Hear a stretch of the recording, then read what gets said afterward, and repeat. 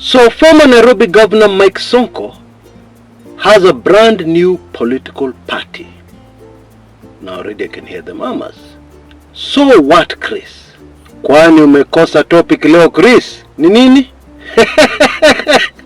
Tuliza boli. Please allow me to remind you of a few things. And I believe at the end of my video today, your reaction will be, Allah, kumbe. Okay? Now, Mike Sonko's brand new party, this is the reality, is a major threat to the political class. It is a major threat to many politicians who have some very well laid plans. Yeah, of course, where the people end up losing, not winning. Yeah, for the next general elections. Mike Sonko has the capability of trashing all those plans, pop, instantly. Okay? Now, I know there may be many people who are still doubting what I'm saying. So let's get down to this. Karibu sana to my show today. Yeah? And I would advise that you stick to the end to learn some very explosive information. Yeah? Let me put it this way and start with a question. What tribe is Mike Sonko? Ati Mkamba? No. Sio kweli. Actually, Mike Sonko, if you're to follow the tribe of the father, is not a Kamba. Is a mixture of a certain very influential tribe on the Kenyan coast and Kamba. Now, how that happened is the real drama. Stick with me to the end and I'll give you that explosive, highly sensitive information right here in this video. Okay, twende kazi.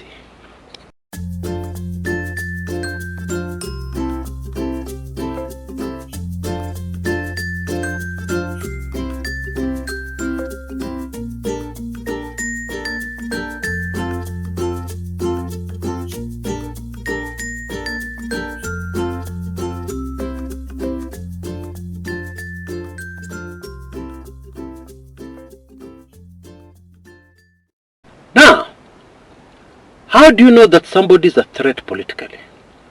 Well, one very sure way of knowing that is from the reaction of the political class. Now, allow me to take you back to the year 2017, when Mike Sonko was very stubborn and wanted to vie for Nairobi governor. And of course, most of us remember, challenger was a man called Peter Kenneth, a man who was brought back to Kenya at the time, all the way from Canada, where he had settled and started doing his own things.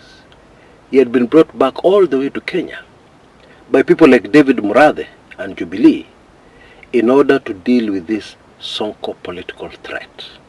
Oh yes, the man is a political threat. Maybe it is a good idea that we start with, why is Sonko a political threat? Let's start with that, so that everything else makes perfect sense, because I can sense some people are getting impatient. Yeah, they don't understand. Mike Sonko has launched a new party, so have other people. What is the big deal? Now, go anywhere in Kenya and mention the name Mike Sonko. What reaction will you get? Oh, the man has a lot of money. But there is another reaction you'll also get. Sonko cares. Sonko has helped so many Kenyans out of impossible situations. His charity work is unprecedented in the country called Kenya. What Sonko has been doing has a multiplier effect. Okay? For instance, you help somebody who is related to me. Okay? They were in a very big fix, you help them. Of course, I'm going to hear about it, and I'm going to be delighted. And so are many other relatives within the extended family. I'm certain you get what I'm driving at now. Okay? And you did not start doing this yesterday. You have been doing this for a long time. And I'm now going to give you evidence of exactly what I'm talking about. During the 2017 gubernatorial elections in Nairobi, how many votes did Mike Sonko get? Now you can see the figure on your screens right now. Chris, this can't be true. Are you sure you're not putting an extra zero, an extra digit somewhere? I'm afraid not. Those are the votes Sonko got. I hope this tells you something. Yeah? And I hope this makes you understand why Akina Murathe, one of Uhuru Kenyatta's handlers, were able to see Sonko coming politically. And by the way, Sonko was already their friend. But were able to see Sonko coming politically. And then they panicked, so much so that they did everything they possibly could to stop Sonko. Okay? Let me put it like this. Nobody in the political class likes Sonko. Nobody. They really hate him. Hata wale wazungu wazito ambao wanataka control mambo hapa Kenya, they hate Mike Sonko. They don't like him. Why? Because in politics, anywhere in the world, people fear a man of the people. And Mike Sonko is exactly that. And now let me get to the statement that I was very sure you would never have believed before. But I think now you'll be more accommodating. But I think now you'll be more accommodating to the crazy thing I'm about to say. Mike Sonko is capable of winning the presidency of the Republic of Kenya mapema asubuhi. Oh yes, he is. He has support countrywide. Okay? It's okay if you doubt me. Okay? It is okay. I have no problem with that. We're not robots. And we all have different views, of course, based on the information we have. Yeah? And based also on the exposure we have talking to people on the ground, ordinary Kenyans, okay? The real voters. Sasa. And of course I know one of the group of Kenyans I'm going to have a very big problem with concerning that statement are the people who are still operating on politics of the 1990s, yeah, including President William Samoei Ruto. Yeah? This is the politics where you carefully look at tribal arithmetic. Already there, Sonko would appear to have a problem. Notice I chose my words carefully. Would appear to have a problem. Because actually, in the minds of Kenyans, Sonko is tribeless. Now if you're one of the people who believe that old politics is going to be sustained in the next general elections, after Kenyans wamejua ile walikuwa hawajui, after Kenyans have suffered, if you're one of those people who still believe that kind of politics will be sustained, of course you're going to say Sonko has no chance. However, in the current political environment, I talk to people on the ground every day, all over the country. In fact, let me share something I came across yesterday. I was talking to an almost illiterate voter. Mwisho wa Kenya. Yes, Busia County. Yeah, it's on the border with Uganda. And this local Kenyan was telling me, hii mambo ya vyama vya kisiasa tumemalizana naye. Sasa hapa tunatafuta mtu. Hatujali chama, tunatafuta mtu. Hatujali kabila, hatujali ametoka ukoo gani, tunatafuta mtu. You know, I was so shocked that maybe my mouth remained opened for a few minutes. Why? Because I did not believe that this kind of thinking had reached mashinani yet. I had not believed. In fact, I shared this earlier with one of you who called me. It is something that has been on my mind. It is something that really shocked me, and I'm still in shock. What does that mean? It means that in the next elections, Upende usipende, whatever you believe is not relevant here. Here does not matter. When Kenyans go to the polls, they will be very different animals from what we have seen in the past.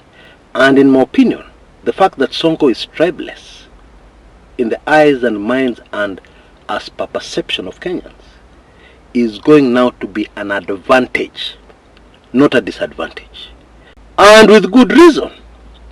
The people are going to trust, because they've had these bad experiences in the past, the people are going to trust that hata tukipigia huyu mtu kura, hatarudi kwa kabila yake.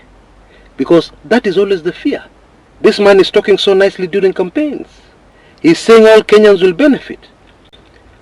But when they're safely inside State House after being elected, they will behave very differently.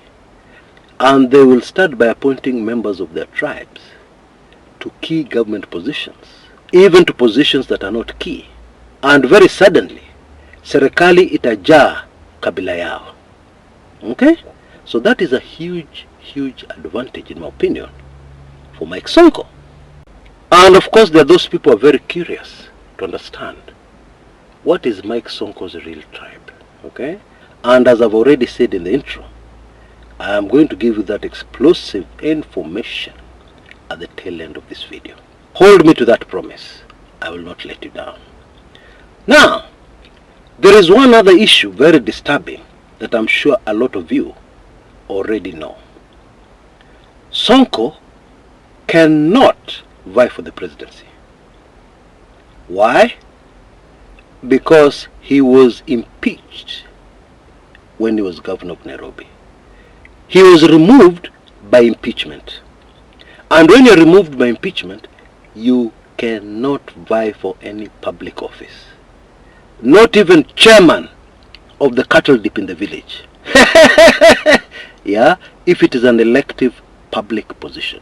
You can't. By law, you can't. It's impossible. However, Sonko's case, he has not given up. He's still chasing. The man is a fighter because he's still fighting to have that overturned.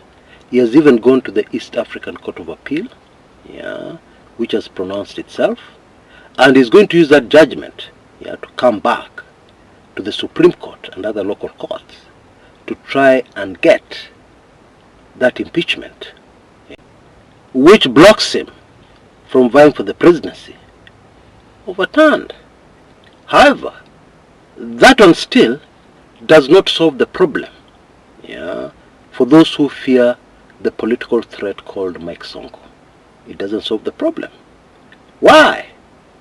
Because, and Sonko has a track record of organizing, and the man is very crafty and sly, yeah. It does not matter because Sonko can say somebody else tosha and move countrywide and campaign for that person, and that person can win the presidency. Yeah, of course, under Sonko's party, the National Economic Development Party, NEDP. Okay? Still, if you allow me, let us have Andoto ya Mchana and imagine that Sonko will be cleared to vie for the presidency. The other issue people would have with Sonko is Ajasoma. You know, in Kenya these days, we have developed a tradition that our leaders must have university degrees. Yeah, preferably masters, preferably a PhD. That is what is in our rules, which in my opinion is unconstitutional. Why? Because in Kenya, higher education is for the rich, and that is a fact. And therefore, that makes it unconstitutional. Something that can be challenged in a constitutional court. However, that's not the topic for today. Let's not digress. During Mike Sonko's tenure as Nairobi governor, it was very easy for government bloggers to expose his weaknesses based on his alleged minimal educational background. Yeah? of course quickly forgetting that actually Mike Sonko has a degree. He went back to school. And some of us will remember that President Uhuru Muigai Kenyatta attended his graduation. But still, huyu mtu hajasoma will obviously come up on the campaign trail. Now, it is very good that in Kenya we have emphasized so much on education. Yeah, it has really helped us. Because right now as we speak, Kenya has the most skilled, the most educated workforce on the continent by far. Okay? And that's quite an achievement. And that's very good for us. That is why you'll go to many parts of the world and you will look for big people in important positions and you'll quickly discover who you name Kenya. Okay? That's good for the country. However, politically, it has created a problem. And this problem has been fake degrees. Yeah, people have gone to River Road. Some people have gone to Uganda, you know who. And they've come back and said, I qualify because I have a degree from a university somewhere in Uganda, juu ya bar na karibu na soko. But it is a degree, I must be elected. Which defeats the whole purpose. Yeah. You know, even globally, we have had very prominent, successful leaders who had very limited education. Chris, wacha zako.